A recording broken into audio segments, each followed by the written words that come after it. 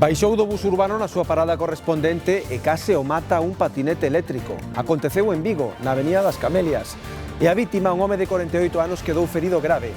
Os veciños e os usuarios do bus queixanse de que os patíns non respectan os peóns. Al ver que está la parada del autobús deberían de venir con más precaución, porque yo no es la primera vez que bajo y me tengo que echar para atrás porque, o sea, para parte pasan sin cuidado ninguno.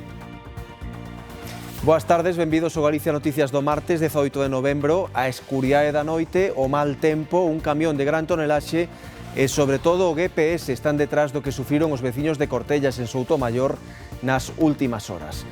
Seguro que o adiviñaron, outro camión atrancado no rural galego, e iso malia que na zona xa teñen experiencia e o Concello chegou a instalar ata sinais en inglés para prohibir o paso dos camións.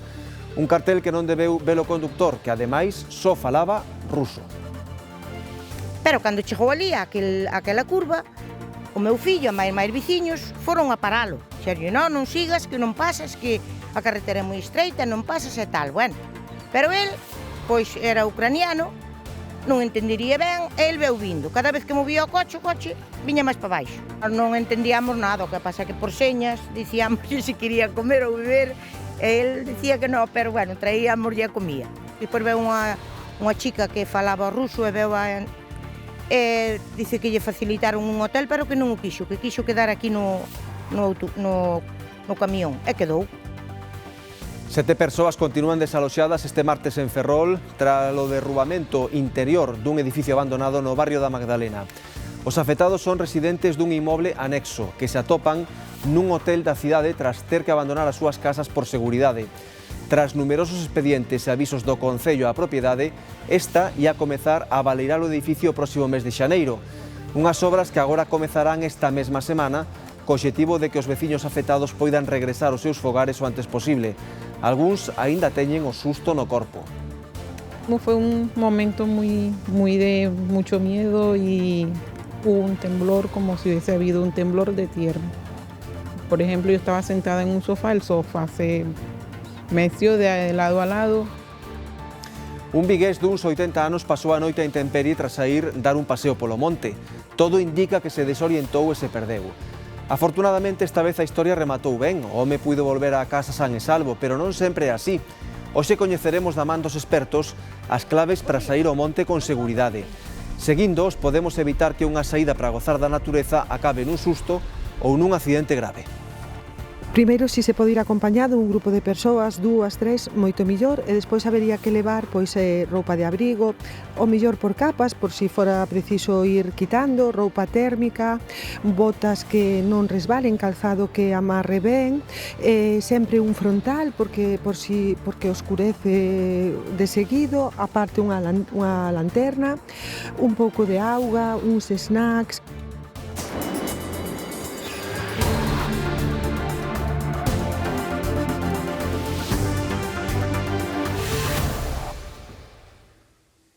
Temos que comezar en Ourense cunha nova luctuosa, un accidente laboral mortal nas vías do tren en San Cibrao das Viñas.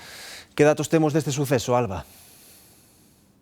Foi contra as 10 da mañá na boca norte do túnel de Rante das obras da variante exterior do AVE cara a cidade de Ourense. Un particular chamou o 112 alertando que un operario quedara atrapado. Estaba traballando debidamente asegurado cun arnés en riba dunha plataforma elevadora, pero tivo a mala sorte que cedeu unha das estructuras que estaban colocando do túnel e caeulle en riba. Segundo nos din, os bombeiros de San Cibrao e o GES do Pereiro Aguiar pesa varias toneladas, puideron liberalo entre os ferros, pero os servizos médicos que tamén se trasladaron a Xiñataiki non puideron facer nada por salvarlle a vida. É un traballador dunha subcontrata de Adif. Ademais, outro operario tamén quedou ferido nunha perna e tivo que ser trasladado ao complexo hospitalario de Ourense. Seguimos en rastro da muller desaparecida en avión. Manuela Conde ten 73 anos e padece Alzheimer. Perdeuselle a pista cando, sen que ninguén se decatase, saíu da casa a que foi de visita na aldea de Rubillón. Foi o domingo pola tarde. Dende entón, a Garda Civil, o GES de Avión, Protección Civil e veciños rastrexaron a zona e as localidades lindeiras, sen atopar polo de agora pista ningunha. A muller desaparecida é de Piñor de Cea e non coñece o lugar. Complica tamén os labores de busca a orografía.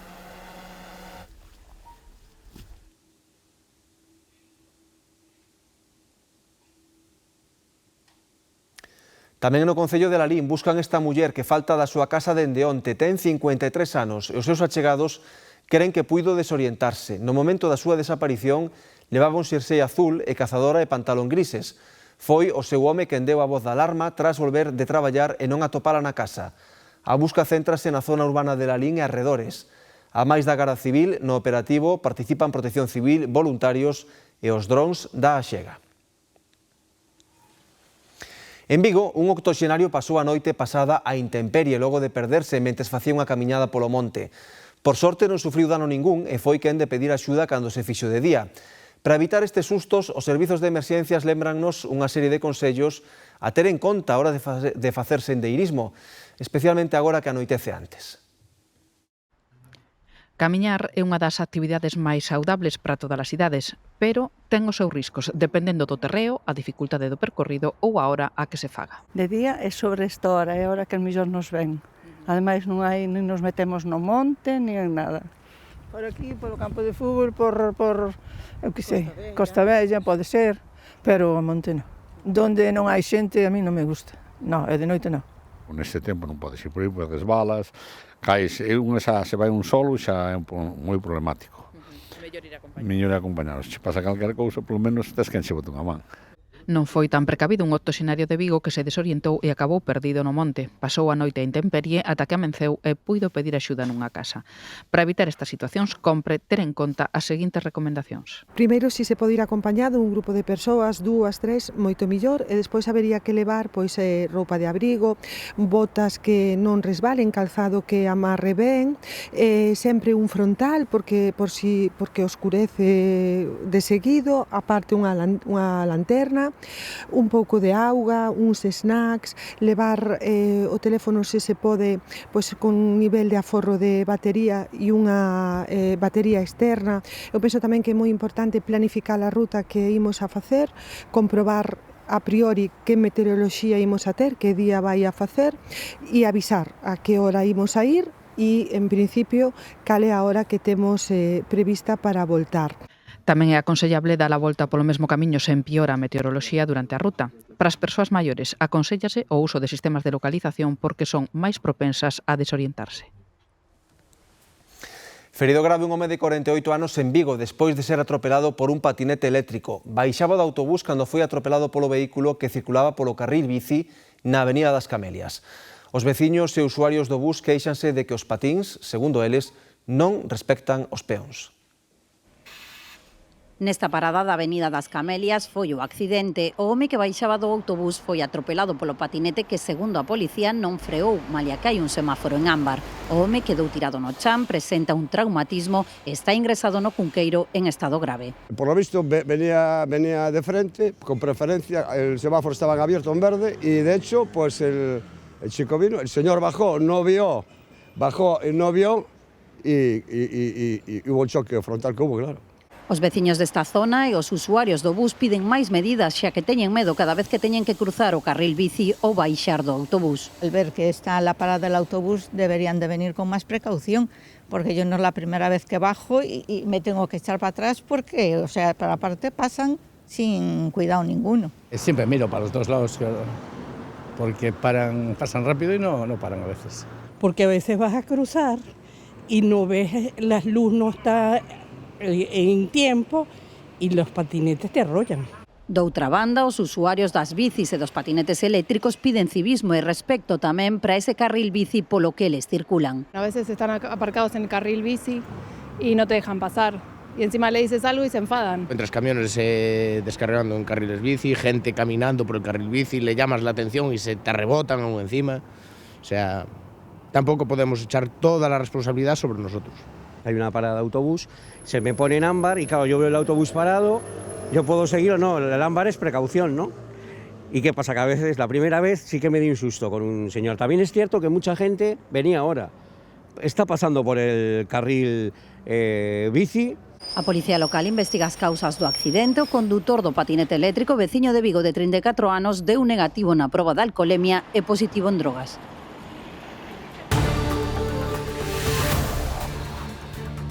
Veciños dun edificio de Ourense percibiron nos últimos días un cheiro que describían como de peixe en malas condicións, procedente seguramente do negocio do baixo.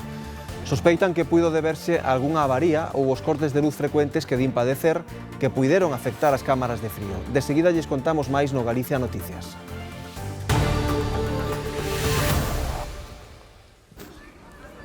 Son imaxes dos primeiros instantes dun incendio tarde pasada na rúa do Cruceiro da Coruña, en Santiago, co propietario da vivenda afectada intentando apagar as lapas por el mesmo ata que chegaron os bombeiros. O lume declarouse no tellado dun edificio de 3 alturas que está en obras. Ardeu unha capa illante do tellado. Non houbo que lamentar danos persoais, só 2 vivendas afectadas polo fume, e tampouco foi necesario desaloxar os veciños. Os bombeiros controlaron axiña a situación. En Ferrol, os 7 veciños que tiveron que ser desaloxados o domingo pasado tras colapsar un inmoble lindeiro que levaba máis de 20 anos abandonado, aínda non puideron regresar ás súas casas. Reyes. Sí, polo momento continúan realoxados nun hotel de aquí de Ferrol á espera de poder regresar canto antes ás súas vivendas. Tamén se agarda que esta mesma semana comecen neste inmoble que ten 145 anos de historia os traballos do baleirado interior. Uns traballos para os que os propietarios xa tiñan a licenza concedida desde o pasado mes de abril e que estaba previsto que comezasen no mes de xaneiro. Porén, o grave estado de deterioración deste edificio e as fortes chuvias provocaron que colapsase hai xa 2 días. O que aconteceu con este inmoble do centro de Ferrol é, segundo os veciños, a crónica dunha morte anunciada. No caeu por dentro, sí. Pero xa se vía porque leva moitos anos aí. De feito, canto tempo leva vallado eso? Un montón. Está abandonado desde hace mucho, sí. Y aí se veía lo que se veía venir ya. Leva moito tempo con esas barandillas ao redor, é un desastre, un desastre. Un peligro que no se entiende como se puede consentir isto, no lo entiendo. O domingo pasado, pouco antes das 10 da noite, os veciños do inmoble lindeiro escoitaron un forte estrondo sen saber aínda o que viría despois. Fue un momento muy de mucho miedo y hubo un temblor como si hubiese habido un temblor de tierra.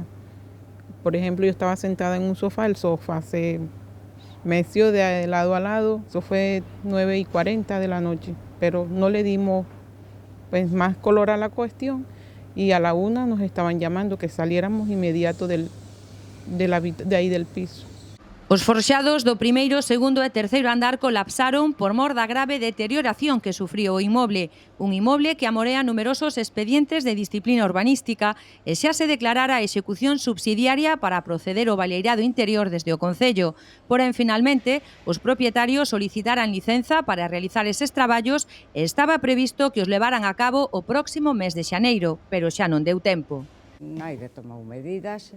Es que es de sentido común, porque además perjudica a todos, a los vecinos. Imagínate que yo paso por aquí normalmente, pues nos puede coger a cualquiera. Y además estéticamente es un horror. Eso debe estar lleno de ratas, no quiero ni pensarlo. Polo momento, o inmoble segue rodeado de barreiras de protección e as 2 rúas ás que dá cortadas á espera de que comecen as obras. Pola súa banda, os veciños que foron desaloxados din que ata este xoves non saberán cando poderán regresar aos seus fogares.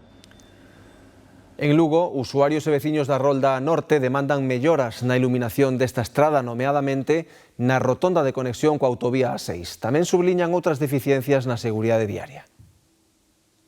Condutores e veciños dos barrios lucenses da Fervedoira e a Campiña piden máis luminarias para mellorar a seguridade da Rolda Norte, unha infraestructura do Estado construída hai case 25 anos. A visibilidade é ridícula, porque, creo que gastaron todo en Vigo, está a iluminación toda en Vigo, porque o normal é que houber algo máis aquí. Moi poca. Hace falta bastante porque pasas por aquí hai veces casi non se ve. Poñen o foco na deficiente iluminación pública das rotondas de conexión coa autovía 6 e a estrada da Fonsagrada. Antes, fai anos, había luz, mismo aí onde empeza a autovía, debaixo do puente. Sacárona. Entras na autovía aí, nesa zona da Campiña, non hai luz ninguna. Se te vas hacia Meire por aí, estamos a oscuras. Uns 20.000 vehículos diarios circulan pola Rolda Norte, un dos principais accesos á capital lucense, a zonas industriais e o Hospital Universitario Lucas Augusti. Ten muchísimo tráfico, como ves, ten muchísimo. É que xa non sei que máis podemos decir. A ver, a entrada e salida da autovía, pois non é normal. As queixas pola escasa iluminación aos residentes en San Salvador de Muxa engaden a carencia de pasos de peóns e as inundacións. Puñeron un, pero é que aí hai nenos que collen un autobús escolar, o autobús urbano, cando chove nos inundamos, que afogamos, iluminación, ben o ves, ninguna, baixando ula ás 3 da tarde. Sales tú pola vía de servicio para incorporarte e co tes 15, 20 minutos aí. Si te incorporas antes de tempo xa unha multa. Para ir para Lugo sorteándonos aquí entre os coches, a ver cal día nos pega, a ver que coche nos pega ou que camión nos pega. Fanos aquí unha piscina. Claro, o coche perfecto, a carretera levanta, a carretera sálvana. Os veciños como se os leva a riada, é igual. Ou se afogan aí. Hai que intentar facer un pasadizo por baixo da carretera. Pídenlle ao Ministerio que interveña con urxencia para mellorar a seguridade dos usuarios dunha das estradas de maior tráfico da capital lucense.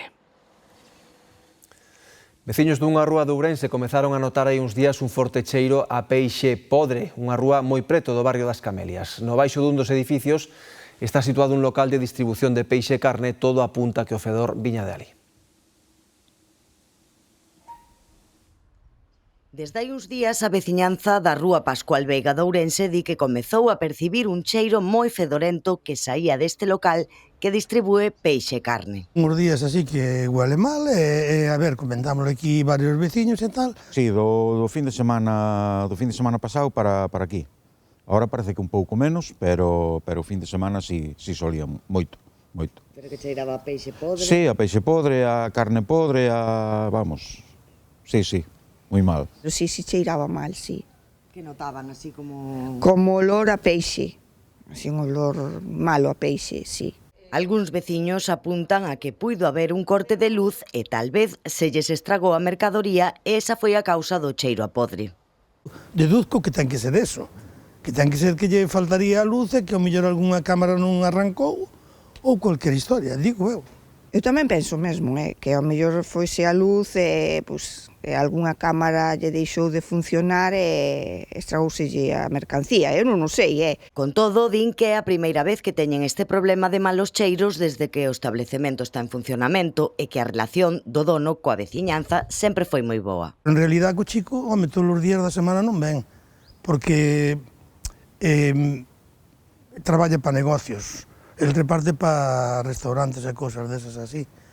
E ao margen de todo é moi boa persona, moi boa xente. Parece que alguén lle comentou aos propietarios. De feito, agora aseguran que xa non cheira tanto. Entrou ca furgoneta e cerrou a porta. E despois marchei, non vi, pero debeu limpar ou algo porque ahora xa non cheira. Claro, que limpiou, porque eso ahora xa non cheira. Claro, arranxar porque xa non ole. E nos non temos nada en contra do tema ni nada, simplemente que cheiraba mal. En Soutomaior, os veciños de Cortellas quedaron incomunicados durante un día e medio por culpa dun tráiler que quedou atravesado na entrada da aldea. O condutor de orixe ucraína chegou ali enganado polo GPS e tampouco entendeu as advertencias dos veciños. Sacalo foi unha verdadeira odisea, Iria.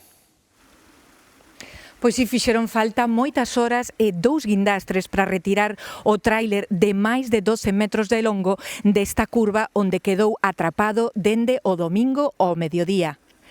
O condutor de orixe ucraína chegou aquí guiado polo GPS buscando o camiño máis curto cara Ponte Caldelas. Despois ignorou os sinais que lle advertían de que esta vía é demasiado estreita para que circulen camións dese tamaño. E tampouco entendeu as advertencias dos veciños, uns veciños que están desesperados porque din que non é nin a primeira nin a segunda vez que un camión queda atrancado na entrada da súa aldea. Cando Sergei quiso recuar, era demasiado tarde. Acababa de atrancar o seu tráiler no acceso a esta aldea de Soutomaior. Pero cando chegou ali aquela curva, o meu fillo e máis veciños foron a paralo. Sergio, non sigas, que non pasas, que a carretera é moi estreita, non pasas e tal. Bueno, pero el, pois era ucraniano, non entendería ben, e el veu vindo. Cada vez que movía o coche viña máis para baixo. Claro, quedaron sin salir da casa porque non salían os coches, o camión tiña a cabina onde o garaje. Fixeron falta 2 guindastres, moitos intentos e unha tradutora de ruso para retiralo do lugar. Os veciños non perderon a paciencia malia quedaren incomunicados e ofreceron comida e teito ao condutor. Nós non entendíamos nada, o que pasa que por señas dicíamos se quería comer ou beber, e el dicía que non, pero bueno, traíamos e comía. Depois veu unha chica que falaba ruso e veu dice que lle facilitaron un hotel, pero que non o quixo, que quixo quedar aquí no camión, e quedou.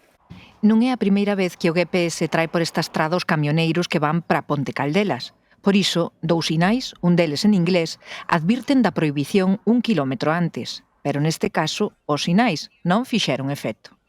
Porque se van para Caldelas por esta carretera adiantan moito.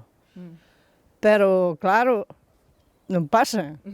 Este é para coches pequenos, non para camións. Entón, xa lle puxeron ali unha señal que non baixara nin camións nin autobuses, porque unha vez tamén se ve un autobús hasta a curva. Temos tido aquí 3 ou 4, 3 non eran españoles, un era andaluz. A última hora do luns a estrada quedaba despexada e Sergei puido seguir camiño cara a Ponte Caldelas para cargar a mercadoría e levala á República Checa, destino ao que chegará cun día e medio de atraso. Roubo frustrado en Poio supostamente nunha vivenda marcada con silicona, un método para detectar vivendas que poden estar baleiras. Un veciño sorprendeu o ladrón cunha ganzúa. No edificio había máis portas con cebos. Estaba por aquí, había unha pintiña e despois estaba o fío. Entonces, claro, ao abrir a porta rompe e se non está roto, pois é que non entrou ninguén. Novo método antes de entrar nas casas, pasan un fío de silicona e a esperar. Para entrar, robar casi siempre. Marcan la casa, viene alguien después y comprueba si está vacía y roban. Baráxanse as dúas hipótesis, a verdade, que podían ser ocupas e que podían ser tamén roubos, que estarían controlando a zona. Sufriron nun edificio de Poio hai uns meses. El portero nos avisó a los vecinos que había descubierto en un par de pisos que en ese momento estaban vacíos, había descubierto que alguien había puesto silicona, un hilito muy finito, muy finito. Y a los pocos días, en los buzones, alguien había puesto una marquita en los mismos pisos. Aparecían en varios pisos do edificio, había unha marquiña con silicona. E acaba de repetirse noutro do mesmo barrio, na Caeira, pero esta vez os supostos delincuentes foron un paso máis alá. Un veciño sorprendeu un suposto ladrón intentando entrar no piso de enfronte cunha ganzúa. Era unha das portas marcadas e había máis. Non queren contalo a cámara porque ainda teñen o susto no corpo, pero tomaron medidas, como xa fixeran no outro bloque. Nos intentamos xa, a instalación de cámaras, estuvemos atentos, sí que é certo que puxemos carteles de portas pechadas e todo, porque ao final abres, son de Amazon, entonces nos abrimos, e moitas veces a confianza pois fai que entre xente que non debe. Non é un caso illado e non apunta a ladróns comúns, detrás podería estar un grupo organizado, pero de momento a investigación está aberta. A espera de resultados. Ao final sempre tes o medo no corpo, pois ou porque marchas de vacacións, ou porque xa escoitas ruidos, ou pois eso, abres a porta a veces a quen non debes. Pouco máis poden facer, pero como remedios caseiros evitan abrir o portal a descoñecidos e revisan a porta antes de entrar por se houbera sinais de algunha visita non desexada. Entre as miras din estar preocupados polo futuro do cuartel da Garda Civil no Concello. Malia non ter recibido ningunha comunicación oficial do seu peche, temen que a falta de mantemento das instalacións se acabe derivando no traslado dos guardias a outras localidades veciñas. Entre as miras hai un ruxe nas últimas semanas. Sospeitan os veciños que no futuro poderían pechar o cuartel da Garda Civil. Eu penso que se marchan daqui e van pa Xinzo cos kilómetros que hai ou que veñan por aquí patrullar ou cualquier cousa xa non é o mesmo. Simplemente o feito de estar aquí e vivir aquí nun pobo ao lado, pois xa nos dá outra tranquilidade. Estamos moito máis tranquilos e sentímonos moito máis protegidos e mellor. Hombre, é normal. Te lo amado. De outra maneira, tes que ir a Sarriaos, ao Coledro ou ao Berín. Eso non pode ser. Recoñecen dende o Concello que non houbo unha notificación oficial de tal cousa, pero temen que a falta de mantemento do cuartel e non cubrir as vacantes derive no seu peche definitivo. Por iso se ofreceron a facerse cargo das reparacións que precise e na mentres aloxar os axentes na Escola de Música. A esencia da Guardia Civil é a cercanía cos veciños de cada pobo. Si tú centras a Guardia Civil nas grandes poblacións ou se chámalle comarcais, chámalle provinciais, non desvirtúase. Se hai vontade de non pechar os cuarteles, con comunicarme que se acepta esa solución, xa está, xa se solucionou o problema. O caso é que a situación ten preocupados os veciños en Trasmiras que defenden a permanencia do cuartel. A Garda Civil claro que fai moita labor por aquí. Ora marchanse botanos para Verín ou para o Paxinzo. Quedamos aquí sin nada.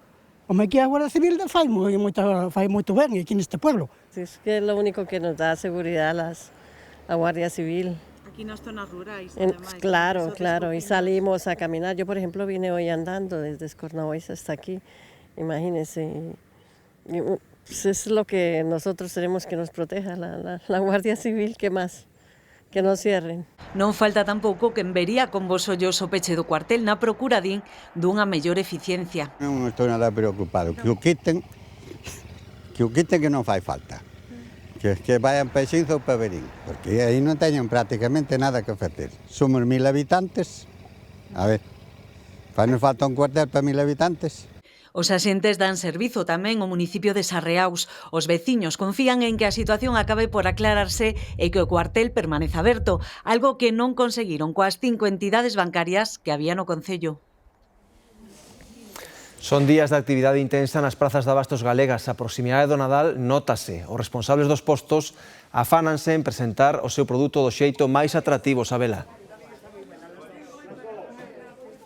O atractivo no mercado aquí este lado do posto e tamén outro salta á vista, ademais literalmente están saltando estes camaróns que van a 65 euros. Hai outros camaróns tamén aquí neste posto a 90, pero a raíña do mercado estes días é a centola. Centolas como esta que pesa 3,5 kilos. Agora vai a uns 35 euros o kilo, pero que nos din aquí neste mercado da Praza de Lugo da Coruña é que os prezos esperase que vayan a subir, sobre todo a centola, porque din que non hai moita xente está mercando para conxelar e moita xente está mercando tamén, vemos na distancia, porque son moitos os praceiros e as praceiras que aquí nesta Praza do Mercado de Lugo na Coruña e tamén noutras moitas venden o seu xénero a través de grupos de WhatsApp. De feito, desde primeira hora da mañá vimos como moitos profesionais daqui deste mercado facían fotos e vídeos dos seus xénero para mandarlle aos seus clientes e que eles a través do teléfono elixan o produto e o merquen, despois veñen a buscalo ou outros postos de aquí tamén fan entregas a domicilio. Pero de momento iso que nos comentan aquí é que os prezos están algo altos, pero que a idea é que suban máis de cara ao Nadal. Faltan 36 días exactamente para a cea de Noiteboa. La gente quiere esto porque es que en una mesa esto luce que es una maravilla. Ahí percebe muy bueno 80 y 85. Después hay más terciadito, 60. Después tenéis camarón terciadito muy bueno, a 65, que es precioso. Camarón crudo para congelar, congelado así, cerradito, lo congelas y cuando el agua está hirviendo lo echas congelado y sale como si lo compraras del día. Tenemos ahí grupos de WhatsApp y las redes sociales que ayudan bastante y hacen pedidos por toda España y tal, y vamos mandando alguna cosa que otra. Lembren que estamos na semana do Día do Neno. Dentro da nosa cooperación con UNICEF escoiten como está a situación da infancia en Sudán. En Sudán, los niños y niñas llevan más de 2 años y medio en medio de un conflicto devastador y además con una situación de crisis nutricional, incluso en algunas zonas de hambruna, y con brotes de enfermedades como el cólera o el sarampión, porque todo el país está colapsado, no hay servicios de salud y vemos prácticamente 30 millones de personas necesitan ayuda humanitaria, de los cuales más de la mitad son niños y niñas. Estamos atendiendo a los niños y niñas llevando agua potable, llevando vacunas, haciendo seguimiento de su estado nutricional y proporcionándoles tratamiento. Entre os concellos ourensáns de San Amaro e Punxín érguese o castro de San Cibrao de Las. Acaba de recibir a declaración de ben de interese cultural. O interese arqueolóxico e o estado de conservación fundamentan a declaración deste castro de San Cibrao de Las como ben de interese cultural. Desde as primeiras excavacións levadas a cabo por López Alonso Cuevillas no 1922, a actualidade foron moitas as intervencións neste poboado. Hubo unha sucesión de campañas arqueolóxicas, de moita xente, profesionais, arqueólogos, investigadores, veciños, que loitaron moito e impulsaron que San Cibrao de Las sexa agora o que é un dos casos máis impresionantes e espectaculares da nosa terra. San Cibrao de Las é un castro moi especial, a verdade é que é moi monumental, e pensamos que esta máxima protección que acadou agora co decreto da Xunta de Galicia vai permitir un grande impulso tanto para o caso como para o parque en xeral. Situado a uns 20 kilómetros da cidade de Ourense, entre os concellos de San Amaro e Puxín, este lugar considérase clave para o coñecemento da Idade de Ferro. Desde hai algo máis dunha década, o Parque Arqueolóxico da Cultura Castrexa contribúe a difundir a importancia deste xacemento. Recibimos multitude de visitantes ao longo do ano, milleiros, grupos de familias, amigos e asociacións, especialmente, e estamos moi contentos diso, centros de ensino. A partir de aquí, esperamos que sexa un grande impulso, unha dinamización en todos os eidos do Parque Arqueolóxico, do caso de San Cibrao de Las, dende un punto de vista de promoción a nivel turístico e tamén dende un punto de vista da investigación. Nos próximos días, a súa declaración como BIC sairá publicada no Diario Oficial de Galicia. En Cangas, veciños e clientes arroupan un vendedor da ONCE que denunciou un roubo dunha gran cantidade de cupóns. O home estaba a traballar á porta dun supermercado e o ladrón aproveitou un descoido. A ONCE ten un seguro para estes casos, pero aínda non está confirmado se cubrirá as perdas.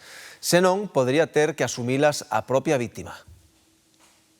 Un home tímido é esta semana centro de atención en Cangas. Case todo o mundo sabe algo da historia de Orlando e todos coinciden nos obxectivos. Unha vergüenza porque na situación que está, que chega a esa situación é unha cousa moi delicada. É denigrante que lle fan unha cousa a unha persona así, tío. É buena persona, excelente amigo. Home, que está traballando, desde logo que sí. Iso é mala persona que fixo iso. O que lle fixeron a Orlando, segundo el denunciou, aconteceu aquí. Aquel día, un día de choiva, el estaba vendendo ao aire libre e alguén lle roubou a mochila na que guardaba un feixe de cupóns. E tiña ao lado unha silla ao meu lado. Estaba atendendo uns señores e tal. Cando me giro un pouco, xa non... xa faltaba... A ONCE ten un seguro para cubrir os roubos aos seus vendedores, pero aínda teñen que establecer se ampara este caso. Se se considerase descoido ou neglixencia, tería que responder o propio vendedor. Evidentemente, un robo así te deja vendido. No tienes como poder recuperar todo lo que te han robado. Y es un palo muy grande. Depende de la cantidad que lleves encima. Tiño algúns cupóns vendidos. Dos extras, entendes? Pero eu andaba sobre 200 cupóns e vendería uns 30 máis ou menos, ou tal, por aquí ainda hago cedo. E empezabas agora, por exemplo, a vendelos. Hoxe en día aproveitan. Se poden roubar a calquera indefenso, pois fanno. Roubar cando eu veño aquí a comprar para axudar o que non pode. Os cupóns que se venden en cada posto están identificados. Se alguén quixese cobrar un dos que tiña Orlando, saltaría unha alerta para intentar comprobar se é un dos roubados. Os últimos accidentes na autovía do Morrazo aumentaron a preocupación dos condutores, sobre todo nos relacionados coa chuvia e as pozas de auga que quedan sobre o asfalto. As intensas chuvias deste mes puideron influir nos últimos accidentes rexistrados na autovía do Morrazo. Varias baixantes de auga dende o monte deixaron tamén balsas de auga na calzada. Aí cando estes días atrás choveu moito, pero bueno, había que ir con máis cuidado. De feito, eu viña de Porriño cando foi do accidente, cuidado, había sitios de agua planen e había de todo. Entón, a veces a culpa é nosa. Pois a verdade que un pouco peligrosa, a verdade que sí. Pero bueno, tamén hai que ir con cuidado tamén. Hai xente que vai, sobre todo cando vou para traballar a mañán, a xente vai moi loca. A distracción e a velocidade, moito teléfono móvil. Eu, como non vou por ela, que non me gusta, non vou por ela, a verdad, nunca vou. Con todo, moitos usuarios recoñecen que algúns condutores non adaptan a súa velocidade ás circunstancias da vía. Tamén pode ser porque se lle pisa un pouco de máis. Cando chove hai que ir despacio. Para min, esa parte que se ampliou está ben. Agora, desde aí da mitad para lá, eso está fatal. Eso, se os coches corren a 100 ou a 120, é normal que haxa accidentes. Porque se ti respetas as señales, respetas a velocidade e respetas o hai que respetar o que marca a Dirección General de Tráfico, non tes problema. Eu levo 50 anos conducindo, teño 84, eu non tuve ningún accidente nunca. Hai que andar a menos velocidade. En xeral, os condutores din que dende que se desdobrou o corredor é máis seguro e que moitos problemas poderíanse resolver respectando as normas de circulación. Así rematamos o tempo do Galicia Noticias, pero non marchen, que xa está aí o telexornal con Marta Darriba. Moitas grazas pola compaña e moi boa tarde.